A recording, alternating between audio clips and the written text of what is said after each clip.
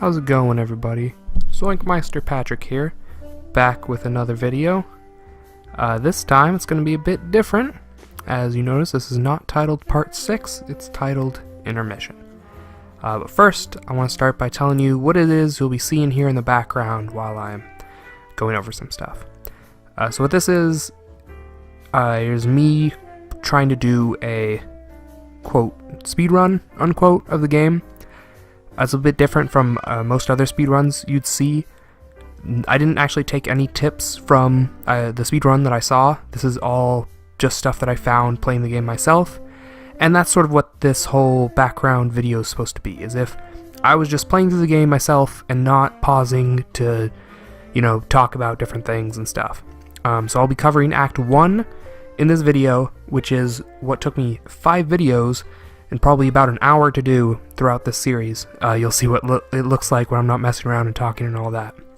I'll also be skipping all the cutscenes that I can skip, so if someone's talking in the video, that's because I couldn't skip that cutscene. So, let's get to what this video is actually about, though. So, the point isn't to show you my mad skills at playing Contrast. There's 3 things. First of all, is I wanted to announce that this series is going on hiatus. The next video I put out won't be Contrast, I don't think, at least. So, the reason for that is that I felt that I've said everything that I can say by myself on this series. I feel like if I were to drag this out any longer, it would just be me repeating kind of the same points I have about the series. And what are those? Well, so, the reason I made this video originally was, I talked to Meister Adam. This is sort of before we knew what we were going to put on this channel. I forget whether or not the channel had been created yet, but we were saying one of the types of videos we might want to do is looking at good games and why they're bad, or bad games and why they're good. So when I went to make a video, it actually originally wasn't going to be Contrast, it was going to be something else. But I chose Contrast because it felt like it was right in the middle for me, where I talk about sort of good and bad in one game. It was a nice little mix of the two. So, what ended up happening was I started the series, and I called it Let's Analyze, because I wanted to be like halfway between a Let's Play and an analysis video. And so that's the second reason I wanted to make this video, is to refocus what the whole point of this series was. So what I'm trying to portray, or what I was trying to portray in this game, was showing that a game can be fun and interesting without being what you'd normally call maybe, quote, good, unquote. I mean, like, review well.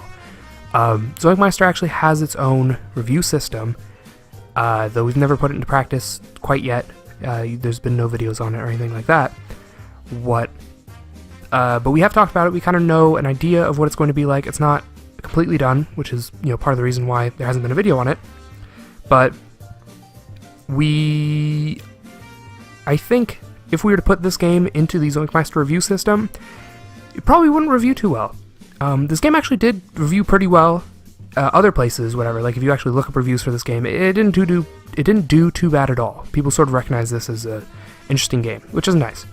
But it doesn't have anything that I feel reviewers look for in what would make a high-reviewed game.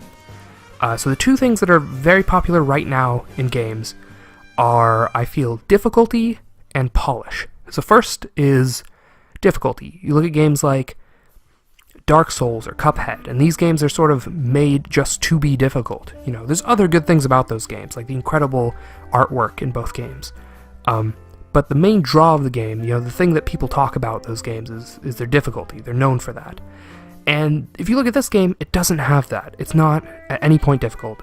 You can see this speedrun is going to take me less than 10 minutes, I think even less than 9 minutes. And at no point is it difficult. I actually don't get any luminaries either, which are the more difficult bits, but even then, those are not very difficult. I was confused on that umbrella puzzle, but, that wasn't difficult. That was me just not paying enough attention. So, this game's still a game that I like, though, right? It doesn't have that. So what else? Well, there's polish, right? So if you look at the kings of polish are Nintendo. Meister Adam will we'll call it the Nintendo polish even. He has that little phrase he likes to use. And those games just are amazingly well polished, right? There's very few glitches in any Nintendo games. And I think it's safe to say that this game is not well polished. It is incredibly glitchy, as I showed you. Sort of like it's just a glitch fest, man. I've had all kinds of trouble just recording stuff, just because everything goes out of sequence and it's a mess. But I actually did soft lock the game. I booted up the game, I loaded this chapter right here that you're seeing, and for some reason it loaded the follow Johnny prompt. And so I had to break the spillboard down, but the things holding it up, those like wooden planks, they weren't there, and so I couldn't break them. So I soft locked the game. There's nothing I could do. I didn't glitch it. I just like turned on the game from like I turned on PlayStation, turned on the game, started from that chapter, and I couldn't play. So I had to start from an earlier chapter and play through to get to there. It's very ridiculous. But this game doesn't have that. It doesn't have polish. So what is it? I think it's fun and interesting, and it's something that I like to call innovative, right? So innovative was a buzzword that a lot of reviewers were using a little while back. It's not as popular anymore because people sort of realized that gamers didn't buy innovative games. They bought the same Call of Duty, the same FIFA, they just went back to playing their Overwatch. Just games as a service have become really popular lately. And this is the opposite of that. This doesn't have any in-app purchases. There's no even DLC for this game. It's just a game that the developers were had a passion for and wanted to see come to life, and they worked at it, and it's, they brought out this amazing game, and it's what I'd call a single A or a double A title. This one specifically is, I think, indie, actually, but that's sort of that level, as opposed to a triple A title. Triple A titles being the big, Nintendo titles, Call of Duty titles, those are all triple A. And so that's sort of where I found most of the games that I like, the games that have these heart in them, and the innovative. There's something different, not playing the same game again. Like Mario Odyssey looks stunning, but it's still Mario, right? And like Horizon Zero Dawn, of course, the premise of robot dinosaurs fighting cavemen in the future is quite an interesting way of looking at that game. But nothing in the game really feels like they tried something new. It feels like they just sort of perfected what had already been done. And so it wasn't terribly interesting to me. Whereas a game like this, I immediately knew I wanted to play. It just looks so different and so new. And it's something that I don't think could have ever come out of Nintendo. Especially because, Nintendo's very bright, and this is the gritty noir French, 40s sort of feel to it that you won't see in a Nintendo game. And so, but if you were to hand this off to Nintendo, they could probably easily polish it and make it, completely remove all the glitches, spend that time on that QA, if this had a budget, maybe, that could have all been fixed. But I don't think that's it. It's something different here, and so that's why I love this game. I'm about to do a little woohoo! There it is. That's the end of the speed run. But yeah, so the only reason I ever come back to this game is if I could get someone else to join me, like Meister, Adam, or Miguel, who's been on the channel before, or my friend Trayson, who has his own YouTube channel.